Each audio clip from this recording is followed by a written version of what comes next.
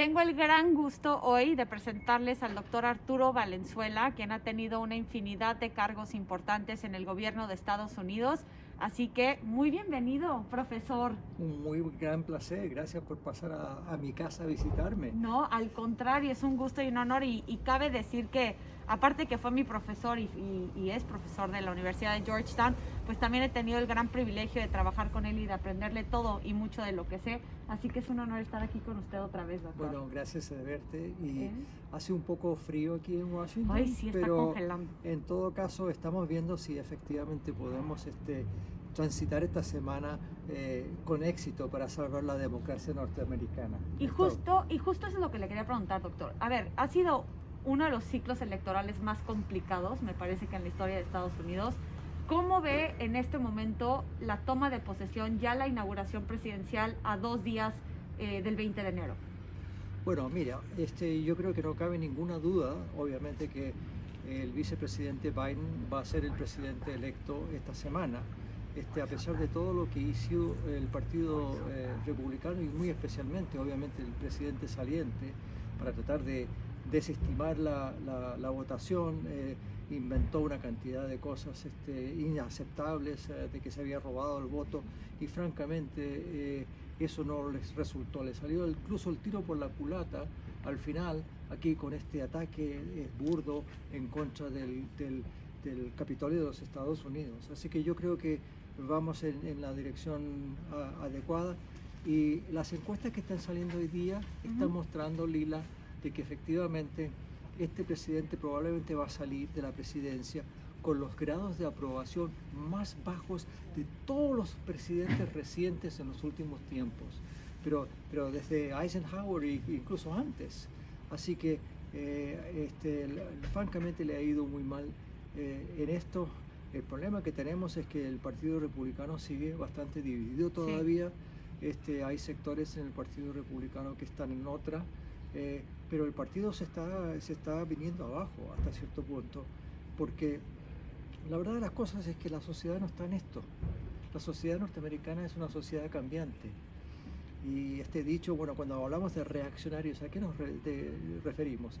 Nos referimos no solamente a gente conservadora, digamos, reaccionario significa que están reaccionando a algo, y lo que están reaccionando estos grupos, que son minoritarios en realidad en Estados Unidos, son a un país cambiante, un país con inmigración de todas partes del mundo, un país que ya no tiene una mayoría, digamos, de blancos sin educación, etcétera, como en otra época. Entonces, en ese sentido, lo que estamos viendo es una reacción. Es una reacción muy fuerte. Doctor, y usted que es un experto y una eminencia en el tema de transición y alternancias de sistemas democráticos, para un país como México que vio el asalto al Capitolio el 6 de enero, se ve que la democracia es muy frágil y que si un país no cuenta con unas instituciones tan sólidas, tan fuertes, con los pesos y contrapesos, por ejemplo, que sí los hay en Estados Unidos, ¿usted cuál cree que es la gran lección de lo que está ocurriendo en Estados Unidos hacia México y hacia otros países que lo están viendo desde afuera? ¿Cuál es la gran lección de este tema? Siempre hubo una especie de presunción de que habían países subdesarrollados y países desarrollados, y que culturalmente los países desarrollados iban avanzando en un proceso teleológico hacia democracias modernas, qué sé yo, países modernos. No es cierto.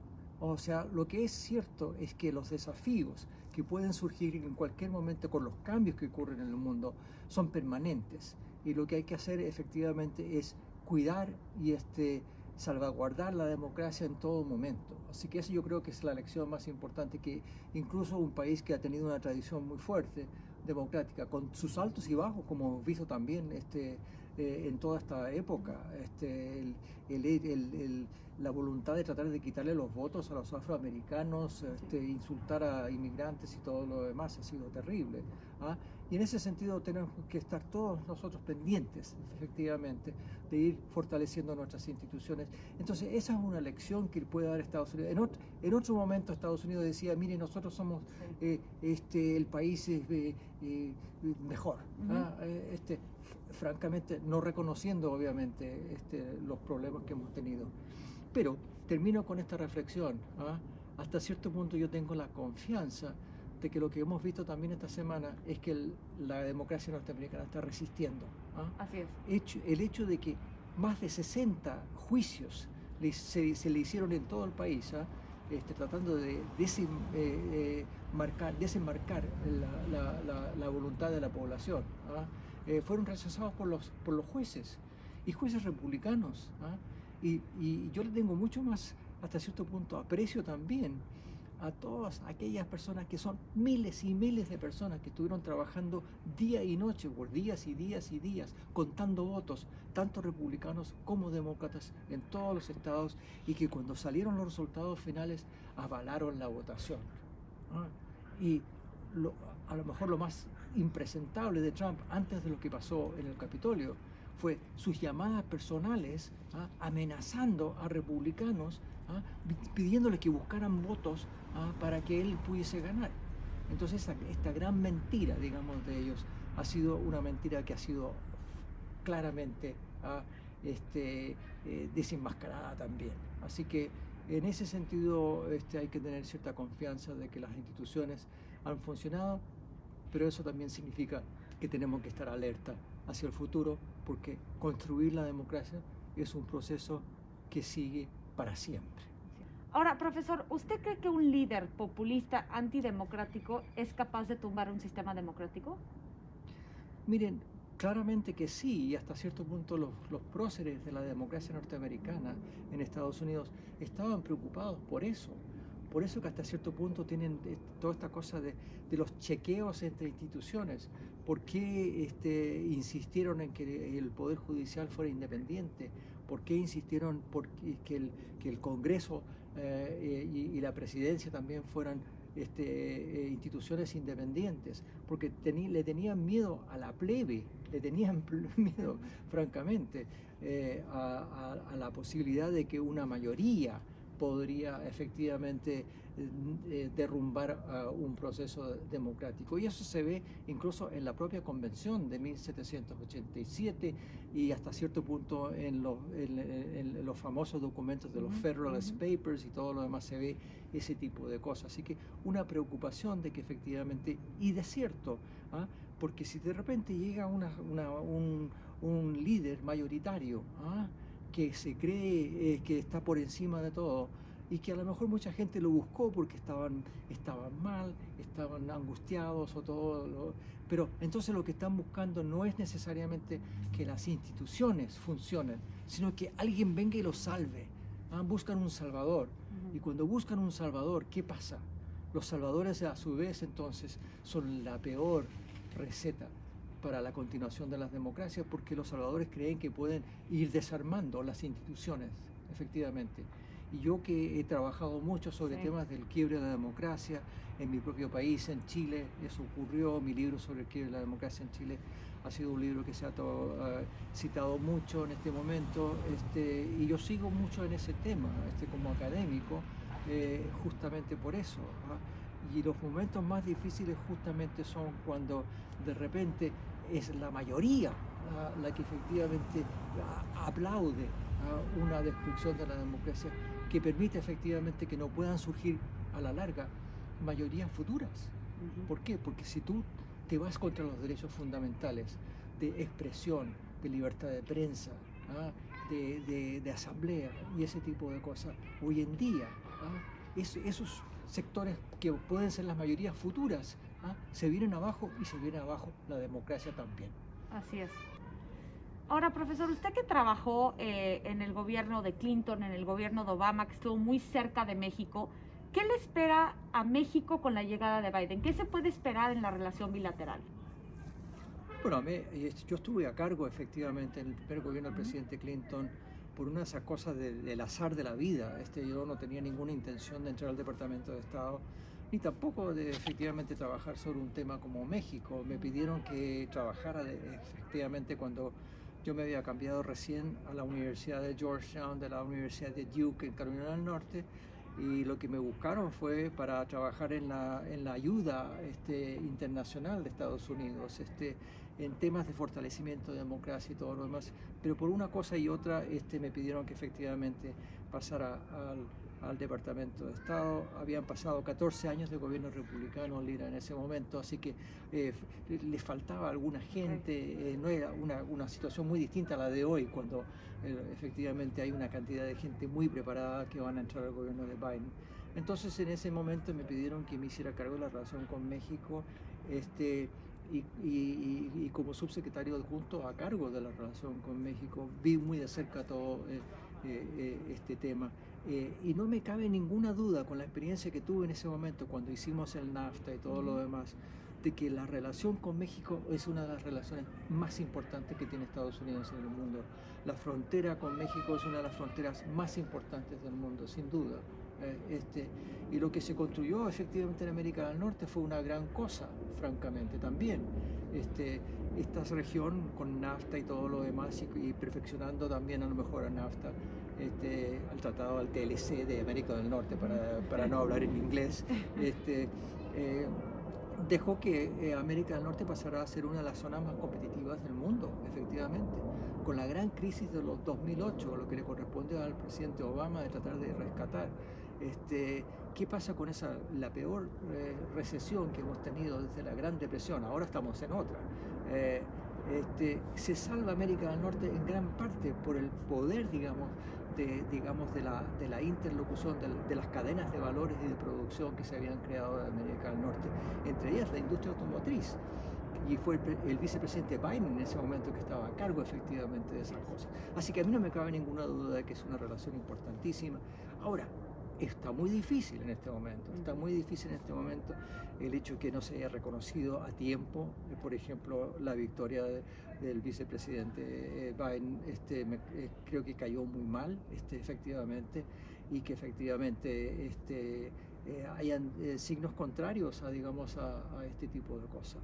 Pero yo veo a un equipo muy capaz, muy comprometido, de ir viendo cómo tratar de efectivamente superar las dificultades que en este momento tenemos y llegar a un cierto consenso que es fundamental para los dos países, no solamente para México, sino que también para Estados Unidos, para la relación bilateral, sin duda que sí.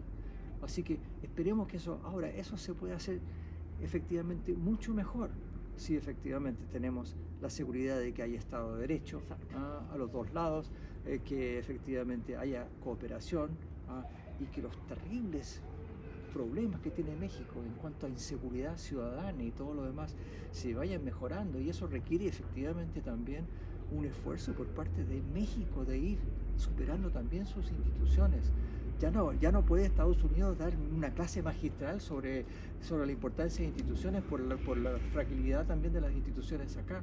Pero en México también se tiene que tomar esa misma conciencia de que aquí el Estado de Derecho es fundamental, y que la democracia representativa tiene que irse afianzándose, y que no se puede tolerar el tipo de inseguridad ciudadana que existe en el país. Doctor, el presidente Andrés Manuel López Obrador ha dicho desde un inicio de su mandato que la mejor política exterior es la interior, siempre tomando en cuenta los principios de política exterior de la Constitución mexicana, la no intervención, autodeterminación de los pueblos, con un respeto total hacia la soberanía interna del país. ¿Usted cree que venga un poco más de intervencionismo por parte del gobierno de Biden en los próximos 4 años en México? Mire, yo preferiría no usar la palabra, Lila, intervencionismo, porque eso también nos lleva a otras épocas cuando efectivamente Estados Unidos intervino en forma muy inapropiada. Yo soy de los primeros que está de acuerdo con eso. Lo que le pasó a mi país en Chile fue en parte en gran medida también por una intervención en ese momento inaceptable por parte de Estados Unidos. Pero lo que se requiere hoy día efectivamente son diálogos profundos entre países, pero esos diálogos tienen que darse también con una cierta certeza por parte del otro socio de que efectivamente se van a ir superando los problemas que existen. Es muy difícil, para ser muy claro, por ejemplo, es muy difícil pensar de que a pesar de las dificultades que tendrá la justicia en Estados Unidos en este momento, que si la justicia en México no efectivamente se pone al nivel que tiene que ponerse, y que efectivamente los temas de corrupción y todo lo demás no se puedan ir resolviendo, de que podamos llegar a ese tipo de cosas. Así que se requiere un trabajo conjunto, pero yo tengo esperanza, tengo fe, Lila, también. Hay mucha gente en México que quiere otra cosa, y yo sé que la juventud especialmente está en eso, lo sé porque tú como estudiante mía también, qué sé yo, estás en eso. Así que yo tengo esperanza de que efectivamente eso se va a lograr, y que efectivamente esta relación, que es una de las relaciones, insisto en decir, bilaterales más importantes de Estados Unidos en el mundo, sea algo que pueda seguir en este momento en un buen camino. Doctor, por último, focos rojos que usted ve en la relación bilateral. Por ejemplo, se ve que va a haber un monitoreo muy de cerca en los derechos laborales que vienen plasmados en el nuevo tratado, al igual que los compromisos ambientales. El tema de inseguridad en México, el Congreso acaba de pasar una ley, una reforma a la Ley de Seguridad Nacional, limitando y regulando las actividades de los agentes extranjeros de la FBI, de la CIA, de la DEA, operando en territorio nacional. ¿Usted ve algunos focos rojos de saque, tema seguridad, migración, comercial, derechos laborales, fortalecimiento de la democracia? ¿Cuáles son esos? Esos son los focos rojos, okay. Tú los acabas de enunciar muy bien, así que te felicito por eso, porque francamente esos todos son problemas que pueden surgir de aquí en adelante. El hecho de que se haya aprobado esta legislación, por ejemplo, hasta cierto punto es un desafío a Estados Unidos innecesario. Es como pegarle en la cabeza a Biden y diciéndole, miren, con usted no vamos a colaborar francamente de nada. Ahora, sabemos que aquí a lo mejor hubieron unas percepciones distintas sobre un caso que ocurrió hace poco, pero la respuesta a eso efectivamente no es necesariamente cambiando la ley diciendo de que no vamos a cooperar más en estos temas. Todo lo contrario, se debió haber pedido mayor cooperación y mayor voluntad de poder trabajar juntos, porque si no hay francamente un esfuerzo por tratar de tener un diálogo respetuoso entre todos, entonces no va a resultar. Y ese es el desafío a ambos lados. Por un lado, Estados Unidos no puede estar dictando necesariamente, pero por otro lado tampoco los otros pueden decir, y miren, ustedes no se metan en los asuntos internos de nuestro país, nosotros vamos a seguir como estamos, porque como está México en este momento no está bien tampoco. Qué interesante. Oiga, doctor, y ya ahora sí para finalizar, llevo así 2 horas, ¿verdad? Diciendo que para finalizar, pero me gustaría nada más terminar.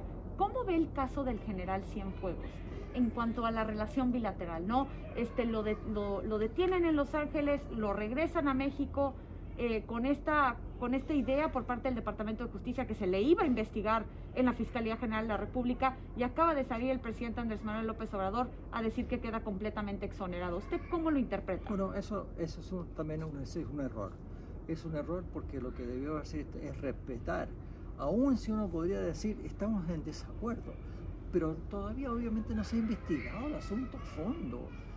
No ha habido un diálogo a fondo. A lo mejor se equivocaron algunas de las autoridades norteamericanas en algunas de estas apreciaciones, efectivamente, pero salir con un discurso tajante de ese momento no ayuda en nada a tratar de despejar el camino efectivamente para el tipo de diálogo honesto y franco que hay que tener. Eso tiene que ser un diálogo franco.